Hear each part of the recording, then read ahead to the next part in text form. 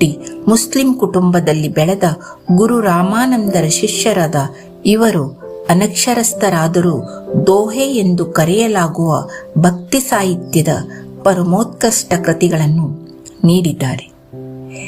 ಎಲ್ಲ ಪ್ರಾಣಿಗಳಲ್ಲೂ ದೇವರಿದ್ದಾನೆ, ದೇವರನ್ನು ಹೊರಗೆಲ್ಲೂ ಹುಡುಕುತ್ತಾ ಅಲಿಯುವ ಬದಲು ನಿನ್ನಲ್ಲೇ ಇದ್ದಾನೆ, ಅದನ್ನು ಕಂಡುಕೋ ಎಂಬುದೇ ಕಬೀರರು ಸಾರಿದ ಮುಖ್ಯ ಸಂದೇಶ.